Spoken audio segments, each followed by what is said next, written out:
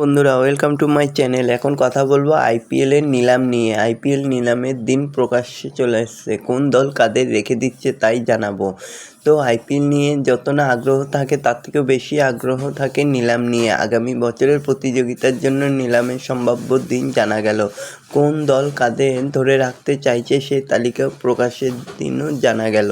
তো বন্ধুরা, এরকমই সব খেলার খবর প্রতিনিয়ত জানতে হলে চ্যানেলটিকে অতি শীঘ্র লাইক, কমেন্ট, সাবস্ক্রাইব করতে ভুলো না। আর ভিডিওটাকে ভাইরাল করে দাও যাতে আমার 4000 ঘন্টা ওয়াচ টাইম খুব শীঘ্রই পূর্ণ হয়ে যায়। আগামী বছরের আইপিএল নিলামের সম্ভাব্য দিন জানা গেল। সম্ভবত এই বছরের ডিসেম্বরের 13 থেকে 15 তারিখের মধ্যেই নিলাম হবে। তার আগেই 15 নভেম্বরের মধ্যে 10টি দলকে জানাতে হবে তারা কোন ক্রিকেটারদেরকে রেখে দিচ্ছে। ক্রিকবাস ওয়েবসাইটের প্রতিবেদন অনুযায়ী 2026 আইপিএলের নিলাম আগামী ডিসেম্বরের দ্বিতীয় বা তৃতীয় সপ্তাহে হতে পারে। তারা 13 থেকে 15 ডিসেম্বরের সম্ভাব্য দিনের কথা বলেছেন। এবারের নিলাম দেশেই হবে। 2023 সালে দুবাইয়ে এবং 2024 সালে সৌদি আরবে হয়েছিল। তো এবছর হবে দেশের মাটিতেই। তো বন্ধুরা, তোমাদের কি মনে হয়? ক্রিকবাস ওয়েবসাইটের প্রতিবেদনে জানিয়ে দিয়েছে এবছর ডিসেম্বরের 13 থেকে 15 তারিখের মধ্যেই নিলাম হবে। তো এইবার নিলামের দলে সবচেয়ে বেশি পরিবর্তন করার সম্ভাবনা দেখা দিচ্ছে চেন্নাই সুপার কিংসের।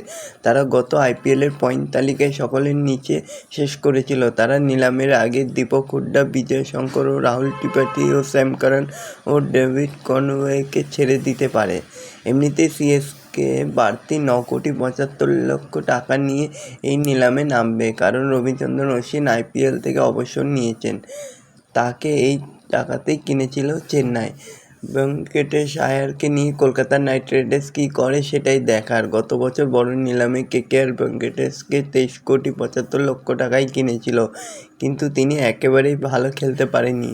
মোহাম্মদ শামি, গ্লেন ম্যাক্সওয়েল, ডেভিড মিলার ও টি নটরাজন ও হাসারাঙ্গাকে তাদের আইপিএলে এবছর ছেড়ে দিতে পারে। আগামী বছরের আইপিএল 15ই মার্চ থেকে 31শে মে পর্যন্ত হওয়ার কথা। তো দেখা যাক কী হয়। তো বন্ধুরা, এরকমই সব খেলার খবর প্রতিনিয়ত জানতে হলে চ্যানেলটিকে অতি শীঘ্রই লাইক, কমেন্ট, সাবস্ক্রাইব করতে ভুলো না। আর প্রচুর পরিমাণে শেয়ার করে দাও যাতে আমার 4000 ঘন্টা ওয়াচ টাইম খুব শীঘ্রই পূর্ণ হয়ে যায়। আর ভিডিওটাকে ভাইরাল করে দাও। ধন্যবাদ সবাইকে।